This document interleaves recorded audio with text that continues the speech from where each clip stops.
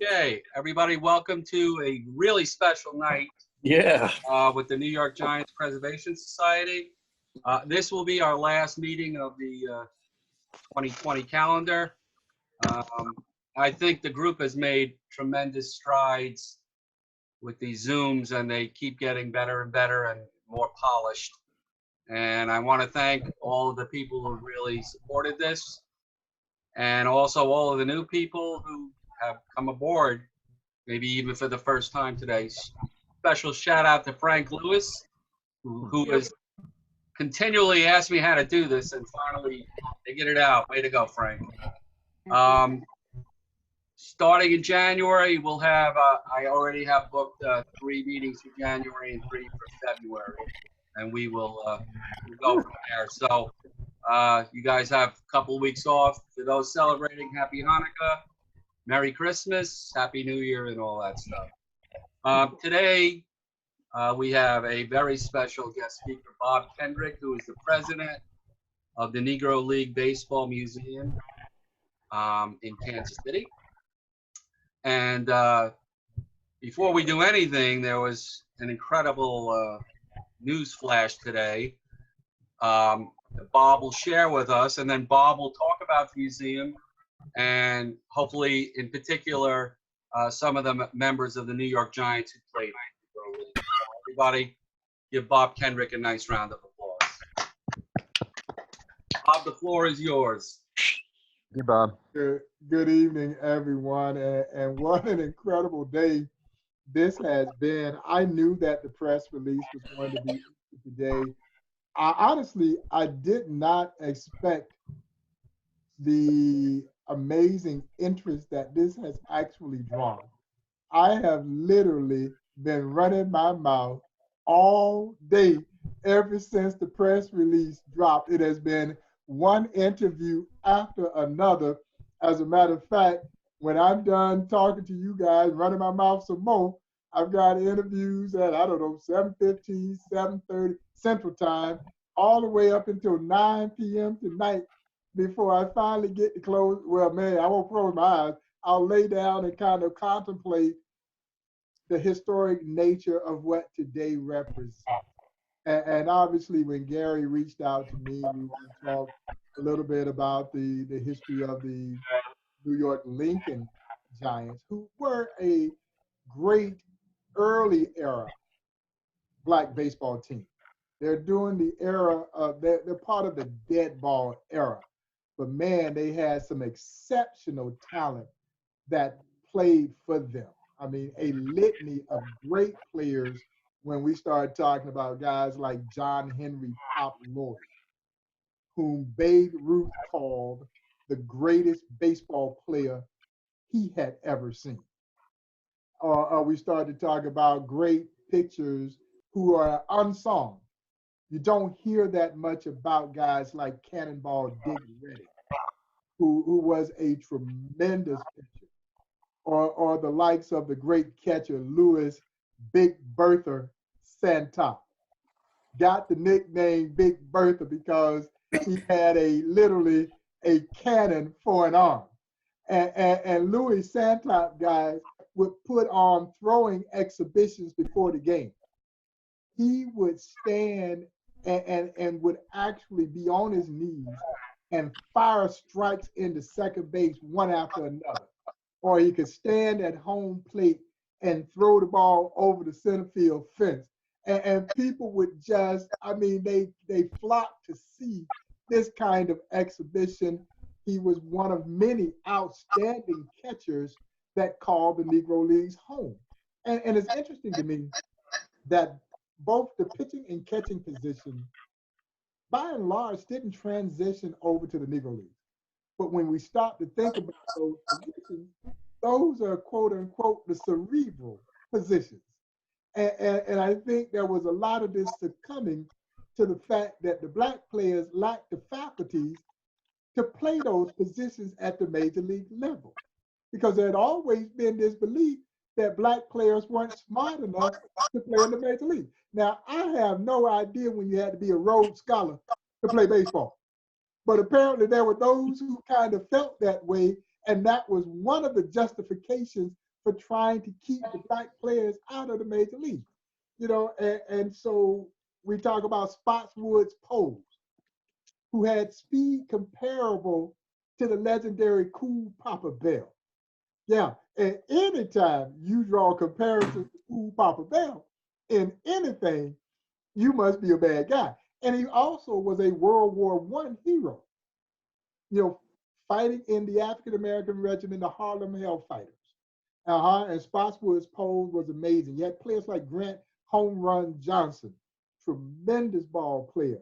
And of course, Dan McClellan, who threw the first ever complete game in black baseball history. And so you can see why there was so much excitement about this early era team that moved into mainstream Negro Leagues baseball briefly before they disbanded right around 1929. And so with today's announcement of Major League Baseball long last recognizing the Negro Leagues baseball, recognizing Negro Leagues baseball, I should say, for exactly what it is, a major league, is certainly significant in the annals of American and baseball history. In essence, today, Major League Baseball started the process of rewriting American history. And it started obviously with its own history, a history that they created.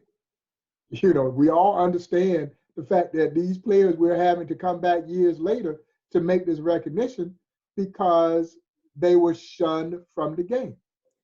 And so as we celebrate the 100th anniversary of the birth of the Negro Leagues this year, and I'll be honest, there was so much excitement coming into this year in and around what was going to be a year-long 100th anniversary celebration. When we gathered on February 13th here in Kansas City at the Paseo YMCA, literally a stone's throw from my office, just right around the corner. The building still stands. And we all gathered in that building. And we had Commissioner Manfred. We had Xavier James, who's the Chief Operating Officer of Major League Baseball's Players Association. We had the Honorable Quentin Lucas, the mayor of Kansas City. The great Frank White, Kansas City Royal Hall of Famer, 8-time Gold Glove winner, and now the Jackson County executive. Kansas City sits in Jackson County. He was there with us. The new owner of the Kansas City Royals, John Sherman, was in attendance. And even the lieutenant governor of the state of Missouri, Mike Kehoe, all gathered with me at the Paseo YMCA on the actual 100th anniversary of the birth of the Negro Leagues to commemorate this momentous occasion and for us to announce our plans for this year-long celebration. And as some of you may recall, Major League Baseball and the Players Association announced a joint $1 million contribution to the Negro Leagues Baseball Museum. And we announced our plans. We were going to go to Indianapolis in May and commemorate the very first game of the Negro Leagues.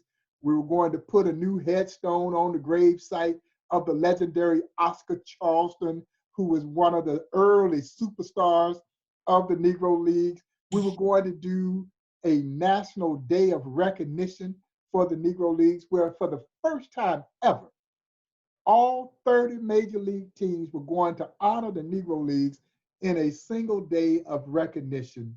And we were going to stage a tip your cap to the Negro Leagues in stadium with fans and players. And then we were going to culminate the year in November for Buck O'Neill's 109th birthday with a star-studded National Baseball Gala. So we're off to a flying start. And then 30 days later, everything came to a screeching halt, man. Just like that. 30 days later. Now, I'm in New York in February doing some stuff with Major League Baseball. I come home And 2 weeks later, we got to shut down the Negro Leagues Baseball Museum because of something called coronavirus. Man, I didn't even know what coronavirus was.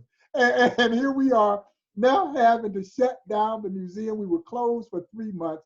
All of these plans that we had worked so diligently on were seemingly flying by the wayside. And so I would be lying to you all if I told you that I wasn't doing a little bit of wallowing. Oh, it hurt. The wind had absolutely been knocked out of my sails. And you can imagine, you've done so much. You've worked, you made these plans, and now it's time to execute, and you can't do it. Yeah, and so we ultimately made the decision to cancel all of the events that would have had group gatherings. And so now I'm forced to kind of figure out how in the world can we keep this celebration alive? How can we make it relevant? And so June 27th, as I mentioned, was going to be our National Day of Recognition to the Negro Leagues. We were going to do an in-stadium tip your cap to the Negro Leagues. And when it became increasingly apparent that the June 27th date wasn't going to happen, at that point in time, we didn't even know if or when baseball was coming back. Because if you recall, Major League Baseball and the Players Association were going through some very contentious negotiations at that time. So we had no idea when our game was going to come back. And so that's when I finally stopped wallowing and I got up and dusted myself off and wiped the tears from my eyes and started to go into motion to try to figure out how we're going to salvage this doggone thing. And I reached out and I called my good friend, the great writer, Joe Posnanski. Joe has been a longtime friend of mine. He is, in my opinion, one of the great writers of the 21st century. If you have not read his book on the life of Buck O'Neil called Soul of Baseball, A Road Trip Through Buck O'Neil's America, I highly recommend that you do so. It won the 2008 Casey Award as the best baseball book of 2008. Buck, of course, had passed away 2 years earlier, and he never got a chance to read the book. To be honest, though, it's not a baseball book, even though it is about baseball. It's about Buck O'Neil's path. It is more about a book of life and loving through the eyes of Buck O'Neil. And for me, you get one of the great writers of this era, and then you get one of the greatest human beings to ever walk the face of this earth in Buck O'Neil. You can't help but have a magical formula, and it's an easy read. You will laugh, you will cry, it will make you think, and it is as profound a reading as I think I have ever encountered. So I hope if you haven't read it, that you pick that up because it is special. So anyway, I called Joe. I said, Joe, and typically when I got a crazy idea, I always vet it with Joe. And so I called Joe. I said, Joe, I got this idea to see if we can't do a virtual tip your cap to the Negro Leagues and see if we might be able to get maybe a dignitary or a few athletes, former and current major leaguers, to record themselves either by taking a picture or a video of themselves tipping their cap. Well, as you baseball fans know, there is no greater show of respect in our game than a simple tip of the cap. And so I'm waiting for him to tell me, Bob, that's a crazy idea. He didn't say that. He thought it was a great idea. And then he called his business partner, a guy named Dan McGinn. Dan is a tremendous communication strategist out of the DC area. And we vetted the idea with Dan, and Dan thought it was a great idea. And so this was like June 22nd, and the three of us went to work. And by June 29th, we had rolled out a virtual campaign called Tip Your Cap to the Negro Leagues. And folks, when we rolled the campaign out, we rolled it out with 4 U.S. presidents tipping their cap in respect to the Negro League. President Obama, President Clinton, President Bush, and President Carter, all tipping their cap to the Negro Leagues. General Colin Powell, Michael Jordan, Magic Johnson, Billie Jean King, Bob Costas, Stephen Colbert, Conan O'Brien. We even went to Motown, got a tip of the cap from the Temptations. And then when we literally went into outer space and got a tip of the cap from astronaut Chris Cassidy, who was aboard the International Space Shuttle, I knew then that we had something pretty doggone special.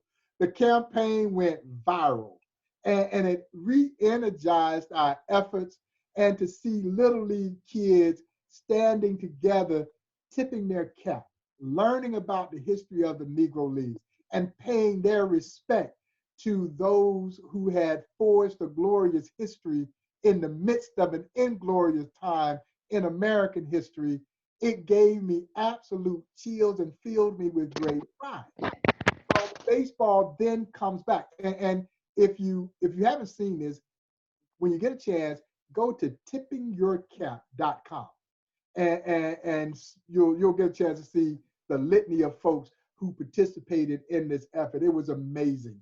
And so August 16th, now baseball is back again. We have our National Day of Recognition for the Negro Leagues, and albeit it was done in stadiums with no fans. But folks, the level of engagement around the Negro Leagues on that day was something I had never seen in all my years of being here at the Negro Leagues Baseball Museum. To see Negro Leagues Baseball trending on social media and the Negro Leagues Baseball Museum trending on social media, and throughout what was a 17-hour day.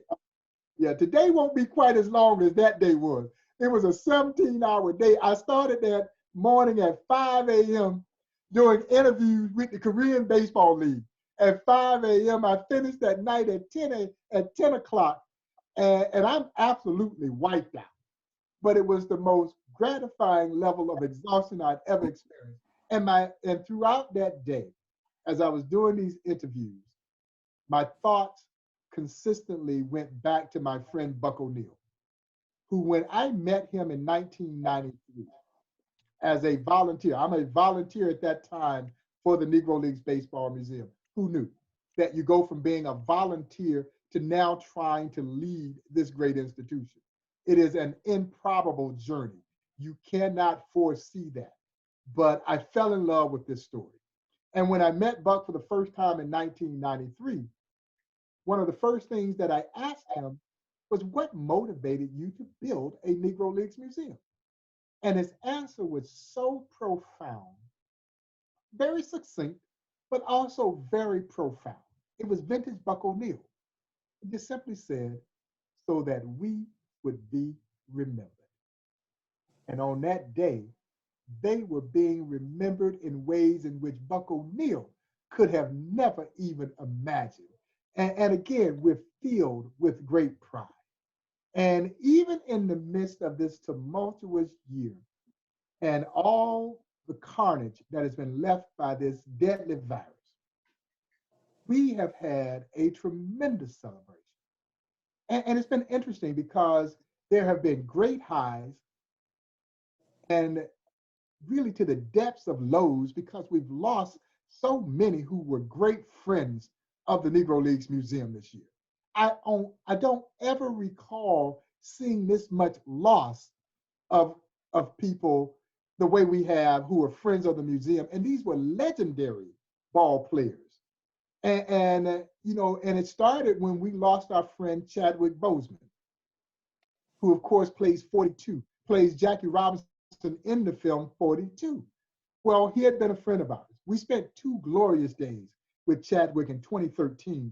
Just before the film was released nationally, we had what many believe to be the second largest Hollywood screening of the film 42, only behind Los Angeles. But as you know, they do that in Hollywood all the time. We don't get to do that in Kansas City.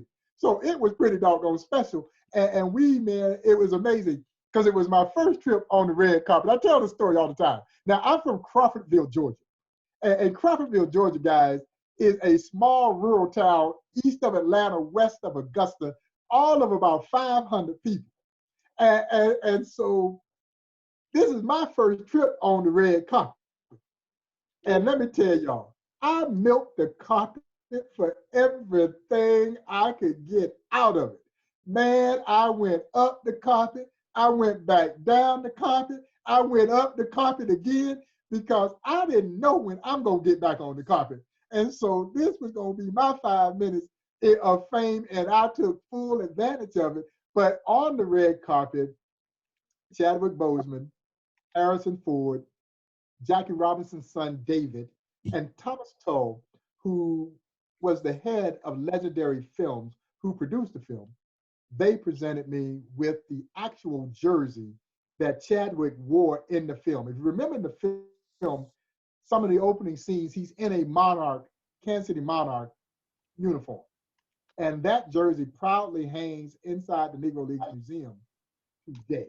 It was significant then, made even more significant with the passing of this incredibly gifted young actor who we lost way too soon. And then when you start to talk about guys like Lou Brock, who was Buck O'Neill's surrogate son. Buck O'Neill signed Lou to his first professional contract with the Chicago Cubs.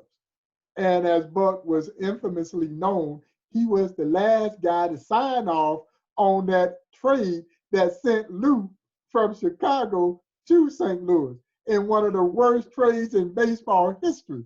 And the Cubs, out of courtesy, came to Buck and said, Buck, we got a chance to get Ernie Broglio and we're going to trade Lou. They knew how close Buck and Lou were.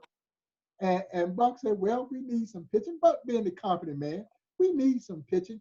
But he also knew that Lou leaving Chicago was going to be the best thing for him.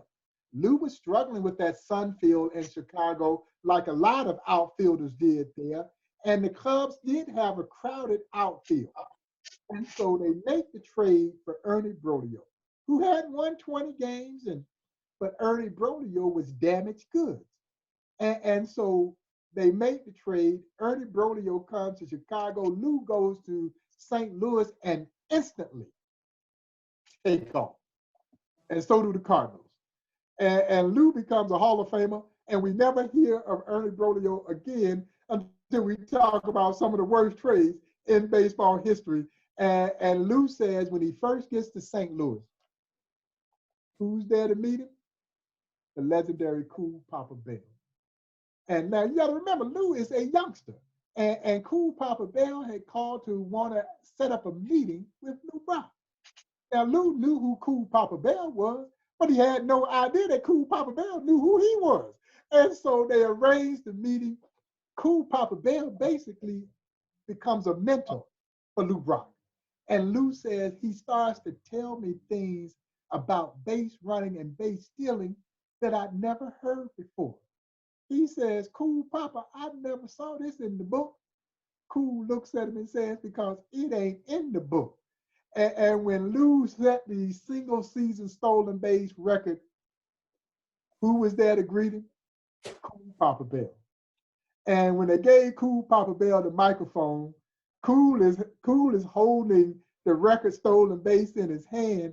They give him the microphone, and Cool Papa says, well, we're going to give him this base because if we don't give it to him, he's going to steal it anyway.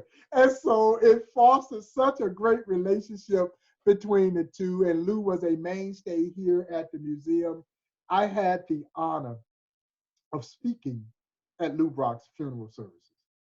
And it was one of the most difficult things that I ever did, even though it was a tremendous honor that his wife Jackie asked me to speak at his funeral services. And I remember going to see him when I first get to the church. And just as it was for me when Buck O'Neill passed away, all of this angst that I had seemed to dissipate when I went over to see him. It was almost eerily similar that he said, it's okay. Yeah, it's okay. And then I felt like it was okay. I felt like this weight was lifted off of me, and I get up and I proceed to give and deliver my remarks. And I remember I said something to the fact that anyone who could commit larceny 800 and whatever times it was, and still get into heaven, there's an opportunity for me. There's still hope that I can get there. And it was a memorable moment. We miss Lou. And then to lose guys like Bob Gibson, and to lose a Joe Morgan, who was a great friend of the Negro Leagues Baseball Museum. When Buck O'Neil died in 2006, Joe Morgan left his playoff duties to come be the master of ceremonies at Buck's public memorial services. That's how close we were to Joe. And so these are devastating losses. And then just last week, to lose our friend Dick Allen, who should be in the National Baseball Hall of Fame. And then to lose legendary country western singer Charlie Pride, who played in the Negro Leagues, was a good pitcher in the Negro Leagues, who made his way into the New York Yankees organization before he hurt his arm. It was after he hurt his arm that he fell back on a pioneering country western music career, some 70+ million albums sold later. And as I always tell our visitors, we all have a fallback career like Charlie Pride, but these are devastating losses. Charlie Pride was one of the founding members of the Negro Leagues Baseball Museum. He appeared at many museum events through the years. And let me tell you, every time Charlie came to a museum event, a guitar just happened to show up. Somebody always had a guitar with them whenever Charlie came to the event, and we were playing in the Buck O'Neil Golf Classic in 2013. And my good friend Rick Sutcliffe, dear friend, Kansas City grown, great pitcher. Rick is playing in the tournament, Charlie's playing in the tournament, and so Rick just happens to have a guitar with him. And so Rick decides that he's gonna get up and he's gonna start strumming the guitar and singing for Charlie, which was a terrible idea, but it actually was a great idea because Charlie says, oh, enough of this. He takes the guitar from Rick, and Charlie proceeds to start an impromptu hour-long concert at the awards banquet of the Buck O'Neil Golf Classic. So it is those kinds of memories that I will hold near and dear to my heart, and the fact that I had this opportunity and we had this opportunity to have this relationship with these incredible people. And that's before I even talk about so many Negro League players that we lost this year. And so we've seen the depths of lows, but we've also had so many memorable moments. Most recently, the announcement of the passage of legislation to create a U.S. Mint commemorative coin in recognition of the 100th anniversary, signed into law by the president. And I can tell you now, as you probably well know, to get the Democrats and the Republicans to agree on anything in this very contentious political world that we're in right now is yeoman's duty. So for us to be able to get bipartisan legislation passed in this year is as significant of anything that we've ever done. And truthfully, I have to tip my cap to Representatives Emmanuel Cleaver, Democrat from Kansas City, Representative Steve Stivers, Republican from Ohio, Senators Tim Kaine, Democrat, Senator Roy Blunt, Republican, who helped move this through a very competitive process and earned us this opportunity to create a commemorative coin. The coin will be minted in 2022. So please be on the lookout for that. If we, it's obviously tremendous prestige for this museum to get that. They only issue 2 a year, and this is highly competitive. And but beyond the prestige, this has an opportunity to generate some tremendous resources for the museum. Because guys, if we sail through all these coins, we will raise somewhere near $6 million in support of this museum. So in 2022, please make plans to buy the coin so they can raise some coins for the Negro Leagues Baseball Museum. And then today was kind of the cherry on the top of the sundae. You know, to end the 100th anniversary year with this historic milestone announcement that Major League Baseball was recognizing the Negro Leagues as a major league. And let me preface by saying this. Having known so many of the Negro League players, these were very proud athletes. So they did not need anyone to validate them. They knew how good they were, and they knew how good their league was. But for historical sake, this is significant. It is important. And I had to remind myself of that because I felt like the players felt. You know, when I first caught wind of this about 6 months ago, I felt the same way. We don't need anybody to validate who we are. We know how great this league was. And then I realized, Bob, you got to step outside yourself here. You got to understand what this means for that next generation of baseball fans and what this means in the annals of American history for Major League Baseball to essentially right a wrong, to pay recognition when they had already recognized these other leagues that were so insignificant in the grand scheme of things. And here's this league that impacted their league more so than any of the others. It impacted it when the Negro Leagues were going because they made money off the Negro Leagues. And I tell people all the time, anytime they say it ain't about the money, it's always about the money. Yeah, always about the money. And so there were major league teams that were in no hurry to see the integration of our game because they were making money off the Negro Leagues.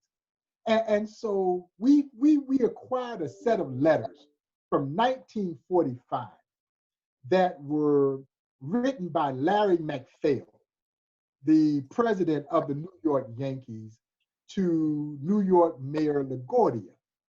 Mayor LaGuardia was part of a groundswell of others who were really starting to push for integration of our game. And so MacPhail writes this letter, and we acquired this letter a few years ago. He writes this letter to Mayor LaGuardia, and the letter, as you could well imagine, is very racially singed. It's written in a very racist text. But there was some snippets of factuality to the letter.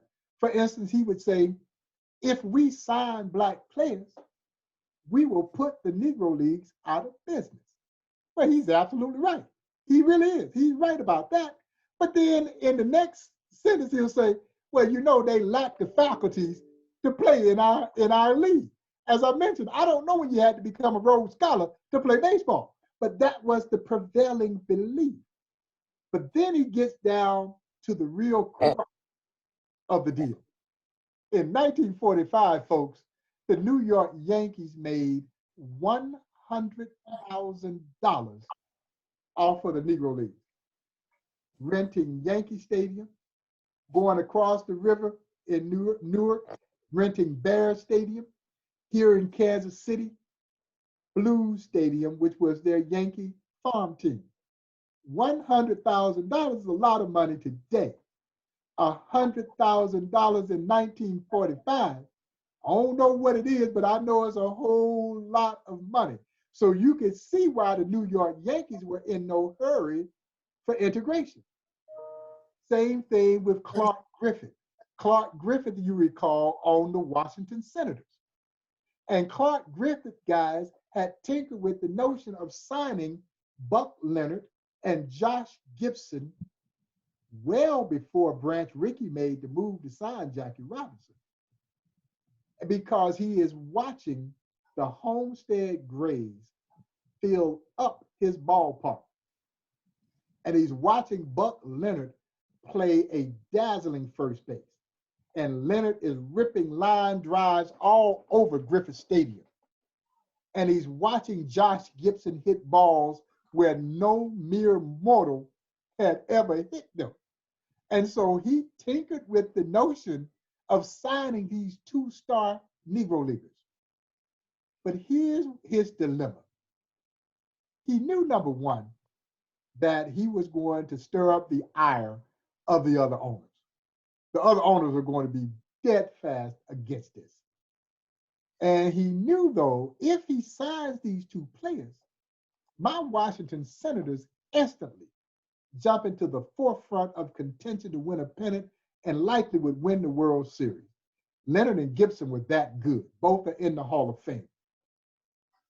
But then he had to deal with the fact of the realization of what could potentially happen.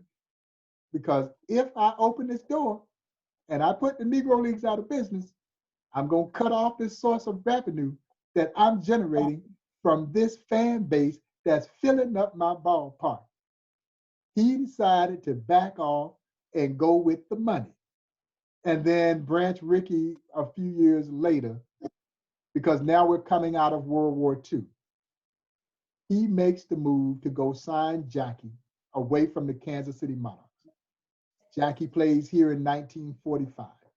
And at the end of that season, signed his contract to play in the Dodgers organization.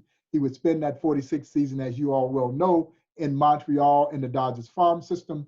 And then on April 15, 1947, make that monumental walk on the field as a member of the Brooklyn Dodgers, forever changing the game of baseball, but more importantly, helping change this country for the better. But the irony of it is, J.L. Wilkinson, who owned the Kansas City Monarchs, never got paid a dime for a player who was under contract. Rickey literally came in and took Jackie Robinson away from the Kansas City Monarchs. You see, Rickey had initially wanted Monty Irvin. He wanted Monty Irvin. But Effa Manley, who owned the Newark Eagles, was prepared to fight Rickey. Rickey did not need a fight on his hands. And I'll be frank, y'all, Effa Manley could not stand Branch Rickey because she felt like Rickey was trying to do exactly what Rickey was trying to do. Come into the Negro Leagues, take these star players without any compensation. And Monty had just gotten back from World War II.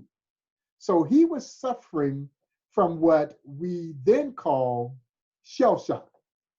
Today we would call it post-traumatic syndrome. But he was also having those contract squabbles with Effa Manley, who was prepared to fight Branch Rickey. Rickey didn't need a fight on his hands. He was trying to do this as stealthily as he possibly could. So he didn't need the other owners to know what he was up to. And so he backed off of Monty Irvin, turned his sight here to Kansas City, and came and took Jackie Robinson. Well, J.L. Wilkinson could not fight back. You know why? Because J.L. Wilkinson was white. There was no way that this white man who had made his entire living in black baseball could stand up and protest and block what every black person in America had been waiting on, and that was for a black man to play in the major leagues. So if he blocks this, that fan base that had been so loyal to him, they're gone. Turn their backs on him right away. And so he was literally stuck between a rock and a hard place. And so publicly, he said all the right things. Privately, he is seething. And he's not seething because a black man is about to play in the major leagues, but this black man that you're about to take away from me, you are going to put me out of business. Man, he sold his interest in the Monarchs to his business partner, T.Y. Baird, in 1948, the year after Jackie takes the field. Because by that time, the handwriting now is on the wall. It ain't a matter of if, it is simply a matter of when. Well, Bill Veeck comes over to get Larry Doby from Effa Manley. And Mrs. Manley was prepared to fight again. Well, Bill Veeck, who was obviously very in tune to the Negro Leagues. You know, Bill Veeck had tried to buy a team earlier, the Philadelphia team, and had threatened to put all Negro League players on the team, and Kennesaw Mountain Landers caught wind of it, refused to sell him the team. Well, Veeck comes at least with an offer, $5,000 for Larry Doby. And Effa Manley, she knows that she has no real leverage. She can't stop this. And she essentially says to Vec, now, if Larry Doby was white, you would be paying $100,000 for this man. But if you think the $5,000 is fair, I guess I have no leverage to fight against you. I'll take it. Bill Vec comes back and essentially offers an additional $5,000, and he gives a $5,000 signing bonus to Larry Doby, who will become a future Hall of Famer. And what does this do? This now opens the door for other Negro League players to be sold by their teams to the major leagues. So now this has become basically a fire sale at this point in time. We're trying to develop, groom, and ship them out so that we can get as much as we can before the business of black baseball dries up. And ultimately, that pipeline of Negro League stars started to move into Major League Baseball, which was the death knell of the Negro Leagues. It put the Negro Leagues out of business. You know, there was no need now for two separate leagues, and you really could not support the two separate leagues because the fan base that had supported black baseball, they're now moving over to Major League Baseball. They naturally want to see how their black stars are going to fare. You know, and that's a natural phenomenon. You've been waiting on this. And so it ultimately killed the Negro Leagues. And so it gets me back in a very roundabout fashion to this historic announcement today of recognizing the Negro Leagues as major. And for all of us here at the Negro Leagues Baseball Museum, we understand the historical significance of this. And we are obviously putting everything, for me, into a historical context. Because you can never reduce the Negro Leagues to statistics. You just can't. The story is too profound. It's so much bigger than that. But the statistical data that has been calculated provides a framework. It provides a context. And, you know, if it pushes Monty Irvin's lifetime batting average in the major leagues over 300, man, I applaud that. If it earns Satchel Paige some more victories that are added to his major league total, so be it. You know, if Josh Gibson is now recognized for how big a bat he had, and I tell people all the time, it wasn't just the power. Gibson was a great hitter. He may be the greatest hitter this sport has ever seen, who had tremendous power. As Buck O'Neil would describe him, he had the eyes of Ted Williams and the power of Babe Ruth rolled into one dynamite package. And so it is a fitting nod to the courageous owners and the players who called the Negro Leagues home. And that's part of the reason that I've been running my mouth all day today talking about this announcement. And I want to leave some time for any of you who might have questions. And I appreciate the opportunity to get in front of the group. I hope that your travels will bring you eventually out to Kansas City to see this magnificent place. And if today's announcement help us develop more fans of the Negro Leagues, more people who are interested in learning about the Negro Leagues, I can't help but think that that is good for baseball, and it's absolutely good for the Negro Leagues Baseball Museum. So guys, thank you all so much for having me this evening. So Bob, you know, when I first ventured on this pursuit of Bob, it was for Bob to speak about the New York Giants who played in the Negro Leagues. Whoever wants to ask any questions about that, today's events really trump all of that. So the floor is all of your guys. Bob, magnificent. I mean, I'm so happy for you guys. I'm shocked that you actually kept your word and came on tonight, because I know how busy you might have been, and thank you for not shunning us. So guys, the floor is— Oh man, I'm happy to do it, Gary. You know, I'm glad you were able to be flexible, you know, so that I could actually be with you all tonight. because would have had a conflict tomorrow night, and so it's great. It's great to do this. It's great to talk Negro Leagues history, and it's always exciting. And to have it happen on today just makes it that much more exciting. I have a question, not about a New York baseball giant, but Satchel Paige. Yes. I remember him playing for the St. Louis Browns. Yes. And he must have been in his 50s or He might late have been 40s. He might have been in his 60s. Because we don't really know how old Satchel was.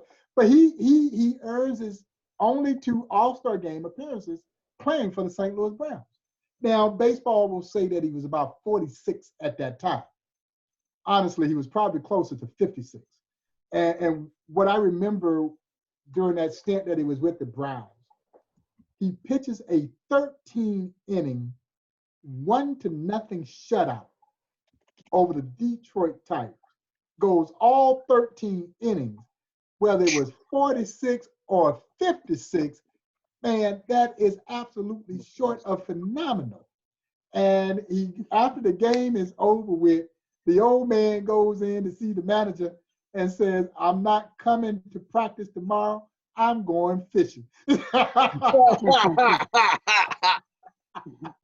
It was that liniment he used made out of snake oil and gunpowder. Snake oil, yeah, that rattlesnake venom and gunpowder and some other concoction that they say smells so funky.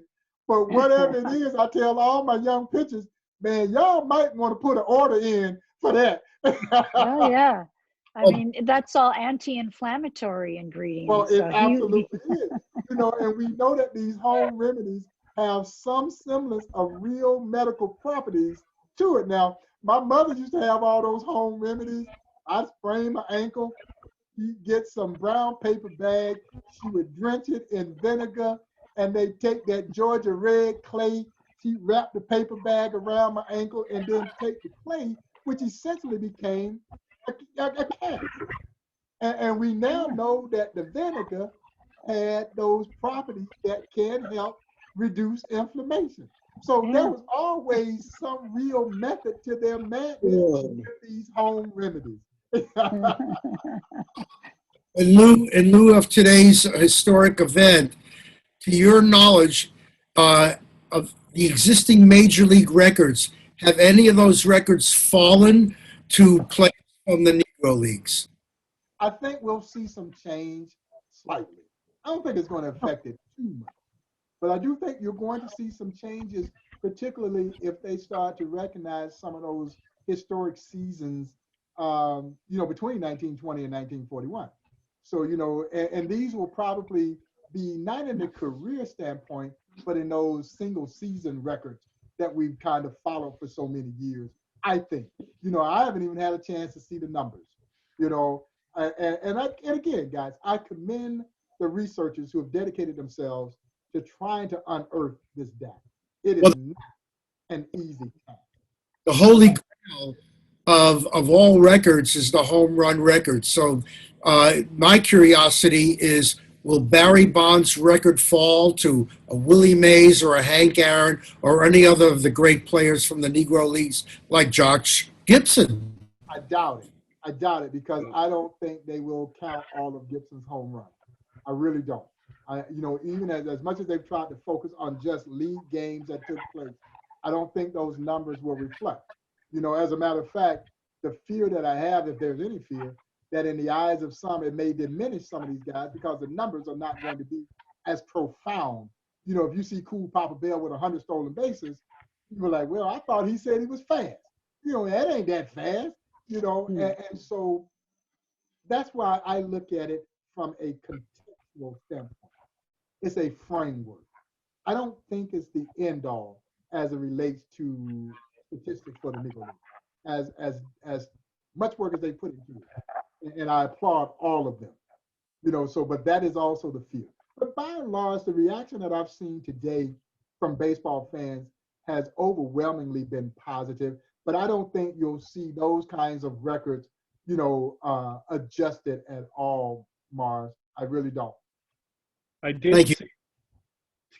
see today the New York Times baseball writer Tyler Kepner referred to Josh Gibson as the new single-season batting champion. I think he hit 441. I think he hit Yeah. 441 in that season in 1943, I believe. I talked to Mr. Kepler today, and I haven't seen the article yet, but yeah, Gibson hit like 441 that year. You know, and again, guys, he's a catcher. Yeah. You know, please keep in mind, Josh Gibson is a catcher. He was a great catcher. We're talking about a guy who had a rifle arm, as Buck would say, had complete control of his pitching staff. So he called a great game, was a good running catcher. He gonna steal you 20, 25 bases or more to go with that big bat of his. And when I say big bat, I mean big bat, 40 ounce, 41 inches, man.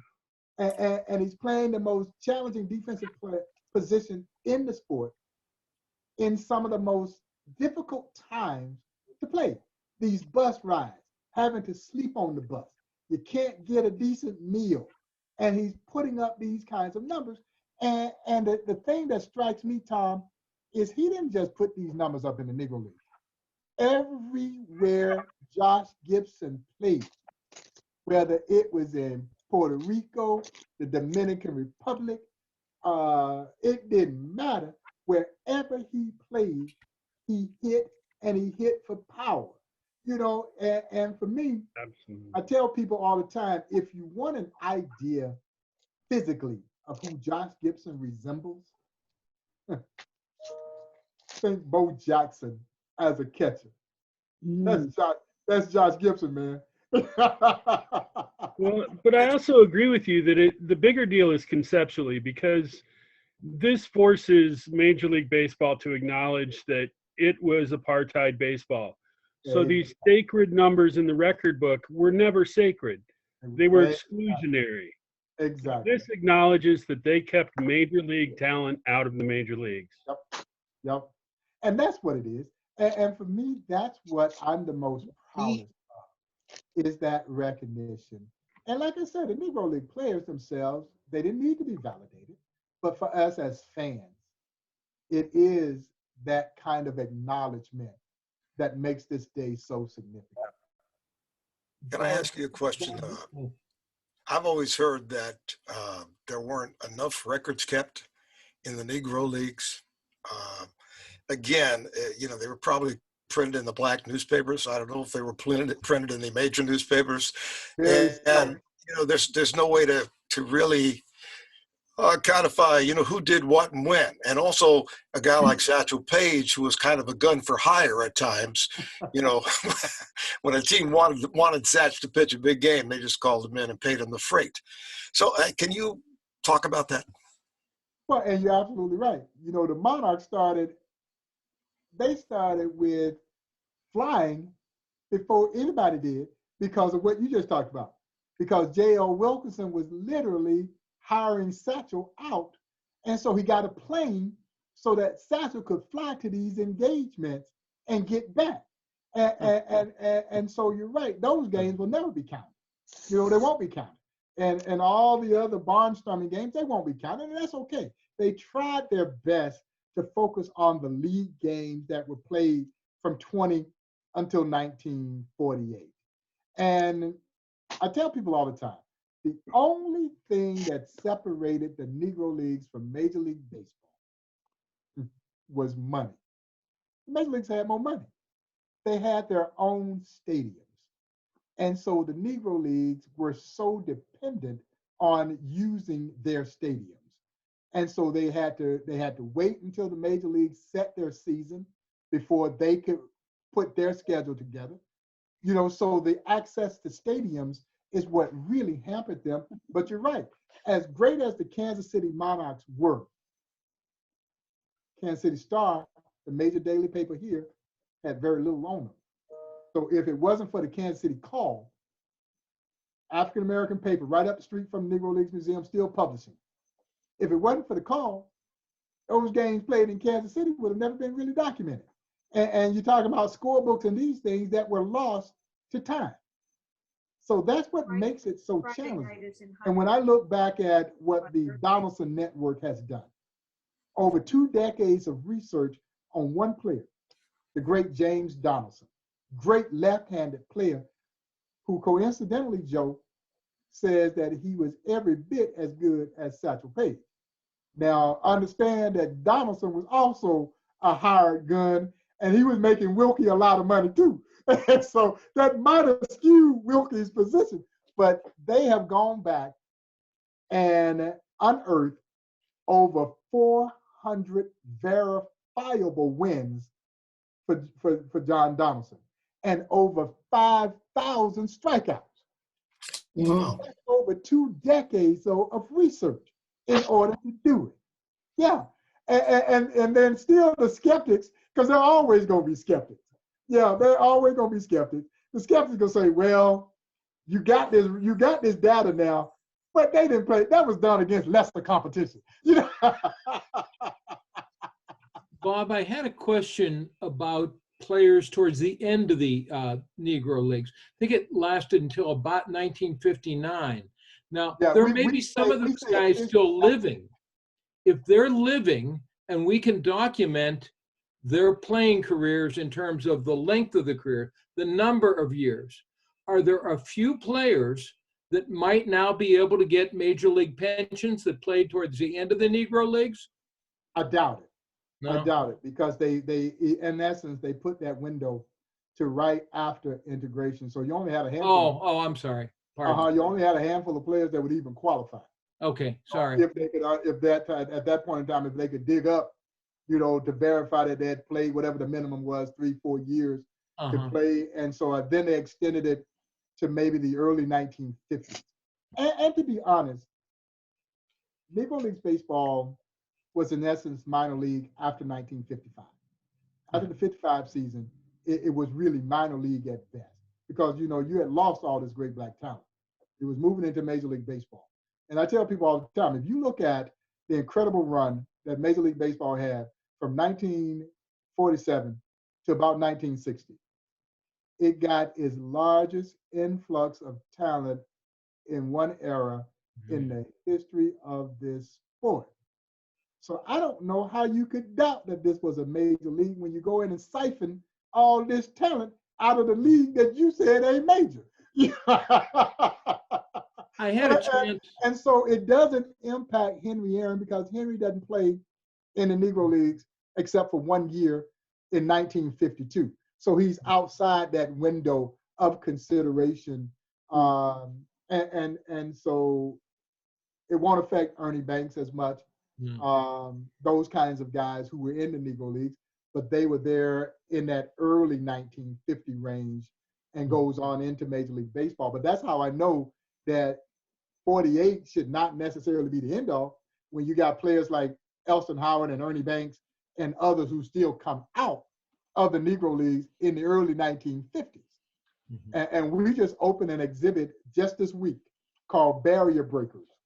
And the Barrier Breaker exhibit chronicles all the players who broke their respective major league teams' color barriers from 1947, when Jackie signed with Brooklyn, through 1959, when Boston becomes the last team to break the integration cycle, or to complete the integration cycle with Elijah Pumpsie Green.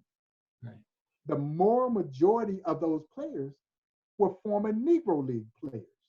And then you go back, if you're looking for more ways to quantify, from 1949 until 1959, 9 of 11 National League most valuable players were former Negro League stars. And this is before we even started to count rookies of the year for this league that was not major. Also, why Bob, what's the story about how you got those letters of McPhail to Mayor LaGuardia? It came up in an auction.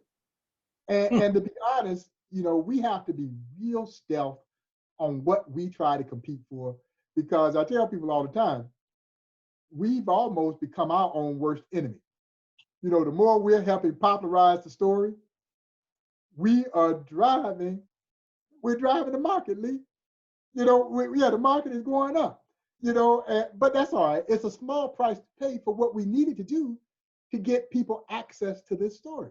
So we have to be real stealth on how we go after stuff. But I told, and I know you know our curator, Ray Doswell. I told Ray, I said, let's go get it. I didn't know where the hell it was going to cost us. And I didn't know what my board was going to say when I told him, because I didn't ask for permission. I was prepared to ask for forgiveness. Always better to do that. Absolutely. Hey, I have a quick question. Does the new recognition of the Negro League players prior to 1948 extend to umpires and executives in the leagues? No, just players. Just the players. Just players. Thank you. Yeah, at least as far as I know, just players. Thank you. Steve, your mic is off, Steve. Bob, I wanted to ask you if there was a really good book that you would recommend that would help fill in the holes for people that really are interested in wanting to know more about the history of the Negro Leagues. Is there one?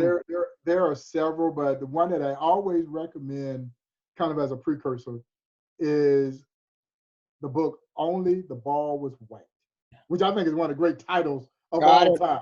Great. Yeah, Only the Ball Was White, I think is a great book to start with. There are a number of other great titles out there, but that's the one that I always recommend. I think Tom Flynn put one in the chat. Yes, correct. I saw that. Yes. Steve, you're up. Steve, Me? your mic is off. Oh, hell it isn't. There Yeah, you now go. it's good. Okay, is it on now? Yes. Yes. Okay, sorry. I know Willie Mays hit a double off of Satchel Paige first time he faced him. And the next time he threw 3 pitches, I don't think he saw any one of the 3. Willie's turning 90 in May. He's turning 90 in May. Are you guys planning anything? I know I've asked the Giants a few times. Nothing's out yet. Yeah, and everybody's just so scared to try to plan anything because we don't know what this virus is going to, how much lingering is going to be there. We certainly want to celebrate Willie.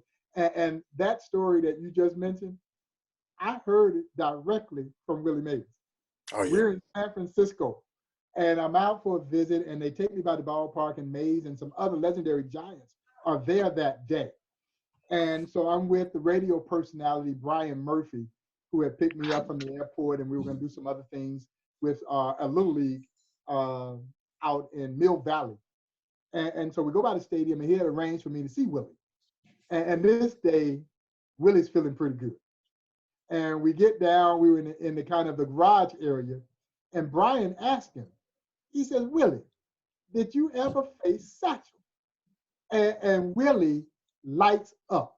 He lights up. And you know, Willie kind of has that high-pitched voice. He said, yeah, I faced Satchel. I faced Satchel when I was 17 years old. And the first time I faced him, I got a double off of him. Well, the old man didn't know who this kid was. He grooves one, he hits it in the gap, gets a double. He said the next time up, Satchel threw 3 straight right by me. I never saw him. And he says, as I turned to walk back to the dugout, Satchel steps off the mound and says, now go sit down, little boy. Wow. And to see arguably the greatest player in baseball history light up in recalling being struck out by Satchel Paige tells you how great Satchel Paige was. I heard it right from the horse's mouth, man. Again, I have to pinch myself sometimes because I can't believe that they pay me to do this. Somebody paid me to go hang out with Willie Mays. Now, they didn't pay me much, but they paid me nevertheless to go hang out with Willie Mays. And I, you know, again, for this kid from Crawfordville, Georgia, it is almost surreal. And I feel so blessed and so tremendously honored to do the work that we do here, to have had the opportunity to step into Buck O'Neill's enormous shoes. You can't fill them. And I'm not naive enough to think that I could fill them. But to step into his shoes and continue the work that he had dedicated himself to for some 16 years of building this museum it is as gratifying a thing as I could have ever done. And to have the opportunity to meet so many wonderful people along this journey has been very rewarding. Have you had And, contact with Jerry Eisenberg? you know, I've not. That's interesting. Yeah, Because he's a real Negro League expert and was a very close friend of Monty Irvin. Is that right? I need to find, and maybe Ray, who's in our office, maybe he has, but I need to find out, and I need to, if I definitely need to connect. We always try to make these connections. Well, he's 90 now, and he's in Henderson, Nevada. Okay. Still, I think he still writes a little bit for the Newark Star Ledger. I'm not sure. Okay. Yeah, my buddy Amos Otis, who played for the Royals, he lives in Henderson. So I go out there every year to play golf. And so I am going to have to try and track him down. You should. And because I would love to meet him and just hear stories. I had Jerry Eisenberg as a speaker. I live in Arizona now, and he always his famous line is, Monty used to tell me, "You can't die because nobody else can tell the stories." Yeah, yeah, and you know that there's a certain amount of truth to that. You know, and that's what we talk about. Every time we lose one of these players, that window closes. Every time. Okay, speaking of stories, may I interject? I heard Monty Irvin speak at the Yogi Berra Museum, and he told a story about Sarah Vaughan coming out to Newark, where he was playing after he came back from serving in World War II, and he had that balance problem. Yes. So he turned down the chance to be the first Black player because he didn't feel that he was physically able to do it. But then he sort of digressed into this story about Sarah Vaughan, and the way he spoke of her was just so charming and respectful. But I have always wondered ever since then, did he and Sarah Vaughan have a thing? I just want to know. Well, and Perry, I don't know, but what I do know is Monty had superstar written all over him. He had the game, he had the movie star looks. So, you know, they certainly operated in a world together. So it may not be out of the question, but I certainly don't know that definitively. And you reminded me because, you know, that cross section between jazz and baseball was so prominent in the Negro Leagues. And Buck O'Neill tells a wonderful story. They had played here in Kansas City. And so after the game, they all going to go back home, get cleaned up, and then they were going to meet here at a nightclub at 18th and Vine, where we are, called the Subway. And it was called the Subway because the club was literally below street level. And so as Buck would say, they all sitting in the nightclub, sipping on a little tea, when in walks a kid, got a horn over his shoulder. He wants to blow. Everybody says, let him blow. Well, Buck says this kid started making some noises out of the horn that they never heard before, but you had to pay attention. That kid, Perry, was 17-year-old Charlie Yardbird Parker. Wow. Went to Lincoln High School right up the hill from where the museum is. But that's the kind of star power that was always a part of the Negro League. So the jazz stars would come watch them do their thing by day. By night, the ball players would go watch them do their thing. And so it created this bond, this special bond between baseball and jazz. And jazz artists like Louis Armstrong and Cab Calloway all had their own semi-pro Black baseball teams. Oh. Yeah. Yeah. So. Bob, I'm gonna jump in. My best friend got inducted into the museum, Orlando Cepeda. That's my man. That's I remember when he called me and he told me, I said, why the heck are you getting in? But I knew a lot about his dad, Parucho. Pancho, yeah. But I must ask you something. Let's go back to 1937, what many people think is the greatest team ever assembled, when the dictator Trujillo put together that amazing team with Cool Papa Bell, his daddy Parucho, Satchel Paige, of course, Josh Gibson. Gibson, Leroy Matlock. Yes. It was Perkins. Amazing team. Yes. And you know, so oftentimes in sports, we always talk about this, you know, do or die situation. I'm gonna come out? This one was literally do or die. Yeah, you're right about that, because Orlando would tell me that those guys were chased off the island if they lost the game, man. Hey, Trujillo, man, but you got to remember that the dictator, Rafael Trujillo, yeah, who had brought them over, was a sinister dictator. He had massacred a lot of people there in the Dominican Republic. But he was a competitive guy, and his teams were losing because all these other Negro League players have been coming over to the Dominican. So he sends his guy to the U.S. with a suitcase. I think supposedly had $35,000 in the suitcase. He goes and gets Satchel for Satchel to bring some of the best stars down from the Negro Leagues to the Dominican. Satchel essentially raided the Pittsburgh Crawfords and brought all those guys with him down to the Dominican. They jumped ship and went down to the Dominican. And of course, for the deciding game, they locked Satchel up. They locked him up because they wanted to make sure he got to the game on time. I got to tell Lando, because he would tell me when he was 7, you know, not many people alive could say this. He'd come home in his living room, you know, Josh Gibson, Satchel, because, you know, they'd all hang out with Parucho. And let's face it, Parucho knew where to go on that island. And so Orlando once told me, he said, the first time I saw Gibson, he said, man, I never saw anybody that big in my life. Exactly. You know? Exactly. But what I wanted to ask you, when you look at it, and we all know that Parucho wouldn't come here and play with the New York Cubans because he just didn't want to have anything to do with the whole race issue. Exactly. But what do we do with what's happening right now with Major League Baseball and Negro Leagues?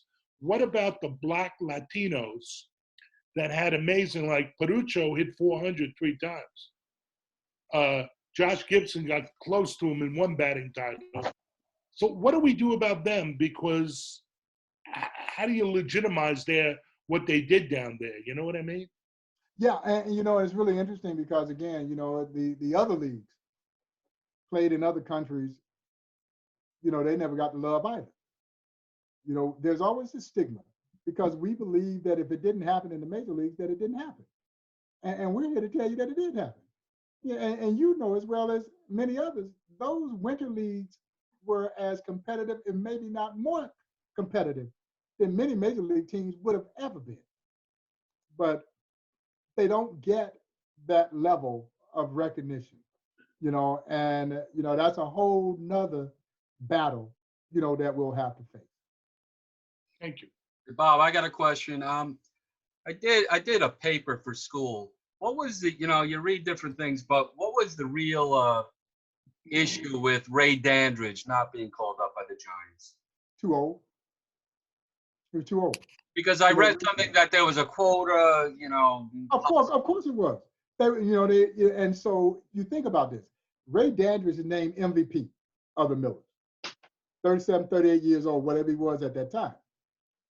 But there was no way in the world they were going to take a 38-year-old third baseman to take a young white kid's job at that time.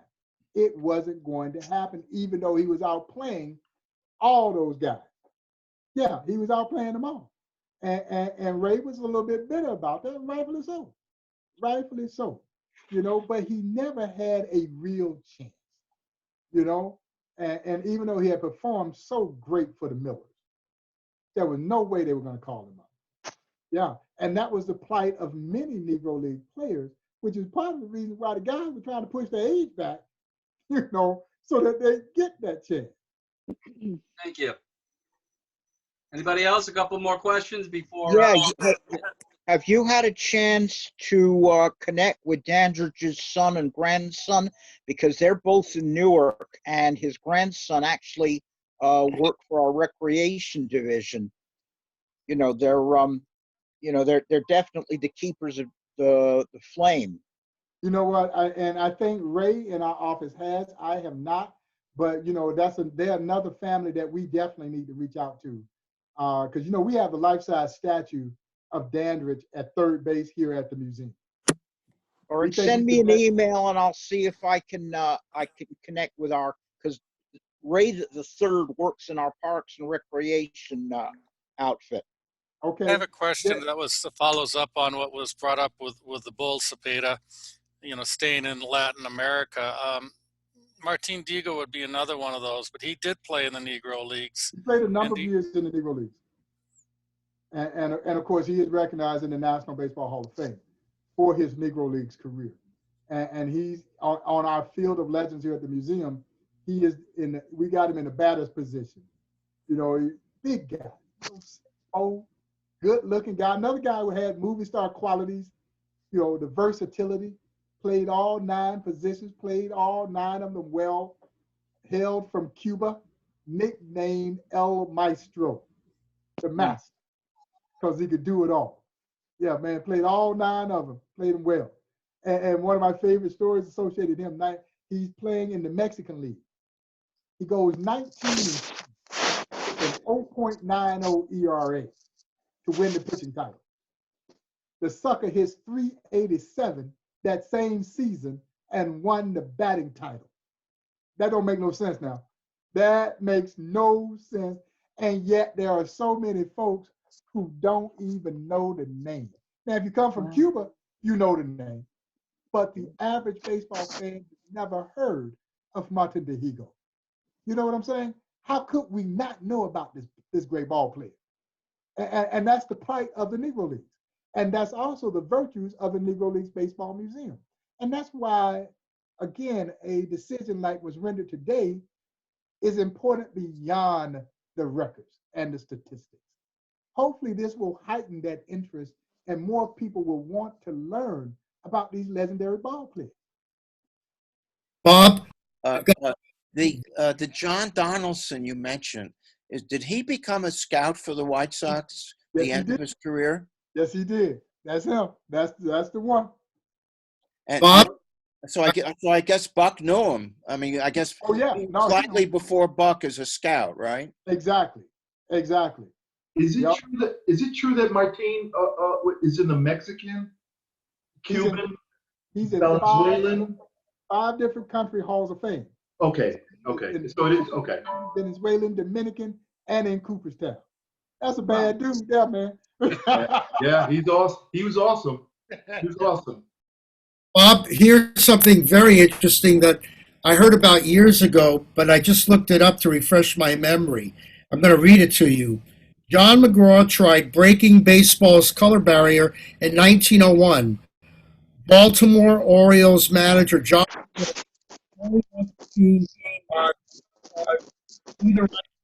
tried to play a prospect named Charles as a Cherokee Indian named Chief Oklahoma. The fact the plan didn't work. So anyway, John McGraw tried to integrate baseball way back in 1901. John McGraw was aware of this great talent. Yeah, John McGraw was very much aware of this great talent. And he did try to get the guy to pass off as Native American. It didn't work. And there were other instances that occurred. And if you saw the film Bingo Long, Traveling All-Stars, that is what inspired the character that Richard Pryor plays in that epic film, where he was trying to speak a broken down Spanish and other things, in the film. And so they tried. There were guys who knew about these guys and that they could play, and they wanted to try and sneak them in, but no, they weren't having it. Anybody who hasn't spoken wants to maybe wrap it up? 1 or 2 more questions? Yeah, Bob. Yeah, I have a question. I have a comment. Gary? I'm on audio only. Bob, can you hear me? Yes, I can. Yeah, about 10 years ago, I went to a Willie Mays signing in a suburb of Birmingham, Alabama, at the Renaissance Hotel. And Willie was there. He was 79 years old at the time. And there was a gentleman sitting next to him. And when I walked in, they were selling Willie Mays autographed photos, 8x10s, for his charity, for the Willie Mays charity. And I bought one for $200, the famous catch off of Vic Wertz. And then I bought a second one in Willie the San Francisco Giant uniform. But sitting next to Willie was an older gentleman, and I started talking to Willie, and he said, "Do you know who this man is?" And I said, "No, I have no idea." And he said, "Let me tell you." He said, "When I was 19 years old and I was on the Birmingham Barons, this man next to me was my mentor. And every time I come to Alabama, I look him up, and he's a great ball player." So the man next to him was named Jim Zapp, Z-A-P-P. Yeah, no, Jim Zapp was a great ball player. Yeah, I looked up his records, and I think he averaged about 35 home runs a year. But when Willie was called up at the age of 19, Jim was about 29. Mm-hmm. So he never made it to the major leagues. No, But he was too old. He was too old. I knew Mr. Zapp. I got to know Mr. Zapp. And then also Piper Davis, who was Willie's mentor with the Barons. Willie's 17 years old when he joins the Barons, and Piper Davis taught Willie how to hit curveballs. He taught him the nuances of the game, took him under his wing. So those guys would take those young players, man, and they really did take care of them. A young Henry Aaron talks about how the Indianapolis Clown players embraced him and they sheltered him, and then as these guys move on into the major leagues, they weren't angry. They were proud. They were proud. They knew they were too old. They knew that their time had passed, and so now you're cheering on those who now had an opportunity, and you hope that they would then bring others along with them. So, yeah. So just to tell you the end of the story, I have two photos now with Willie Mays' signature and Jim Zapp's signature on the photos. But the next day, Willie was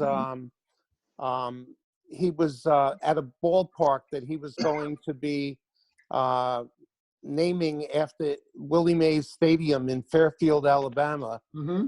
And I got to Fairfield, and I wanted to see the dedication of the stadium, and I didn't know exactly where it was. It was a town outside of Birmingham. Exactly. Yeah, Fairfield, where Willie was born. Where he grew up. Yep, where he grew up. And I stopped in a gas station and I said, "Do you know where Willie Mays Stadium is?" And the young kid said to me, "Who's Willie Mays?" And I couldn't believe that, because a kid growing up in New York knew who Willie Mays was, but a kid growing up in Fairfield didn't know who Willie Mays was. Hey, Bob, I'll leave you with one last thing with Orlando. So he was the bat boy on the team with Mays and Clemente when Clemente was a young kid. And he'd show up at the field early, and people admired Clemente, what a great player he was. Orlando told me 30 years ago how many fly balls he'd hit out there. And Willie would tell him to charge, do this. He said, people don't know that Willie spent so much time with Roberto. Roberto comes up to the big leagues. Can anyone hear me?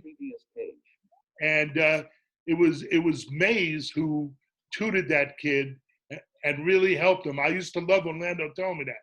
Yeah. Settings. Yeah. So say no more. Yeah. Can anyone hear me? Unfortunately, Frank, go ahead. I have on another. Can you hear me now? Go ahead, Frank. It was about 50 years after Robinson came into the major leagues that Asian players began in the mid-90s, and there have been many, many of them since then. Is there any comment on why it took so long for Asians to play, and any relation between that and the entry of blacks into the major leagues? Yeah, because they didn't think they were good enough. It was that lack of respect for that league.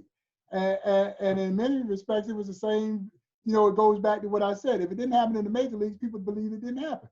So people had this kind of view of these leagues playing, whether it was in Asia, Japan, or Korea, or in Cuba or Venezuela, Dominican Republic, that they weren't of the same quality as Major League Baseball. And so that was the same plight of the Negro League. Hey, Bob, can I get a question in? Yeah, I got time. I got this tries to be the last one for me because I got Bob, at 7:30. Bob, would you say that for about 20 years, the Negro League franchises were financially successful? Yeah, they were successful from the onset, until the Great Depression came in and hell, it wiped out almost everybody. No matter what your business was, And then Gus Greenlee brings them back. And after the Great Depression, and the league started to flourish again. You had some teams that couldn't make it from time to time. They would move, reestablish themselves. But by and large, by the time you get to the early 1940s, Negro Leagues baseball is booming. And white fans were coming over to Negro Leagues baseball, particularly during World War II, because the superstar Negro Leaguers were too old. They didn't get called into service. Yeah, the young stars did, but not the Satchel Pages, the Cool Papa Bells, the Josh Gibsons of the world. They didn't get called into service. And so white fans started going over to watch Negro Leagues baseball as well. So they were putting up huge numbers. Thank you, Bob. Hey, Bob, we can't thank you enough. Thank you so Incredible much. tonight. Congratulations to you and your organization, and to all the Negro League players on what transpired today. And please don't hesitate to hop on board on any of our meetings. I know you have a long night in front of you. Thank you so much for giving us some time tonight. You're welcome, guys. Congratulations.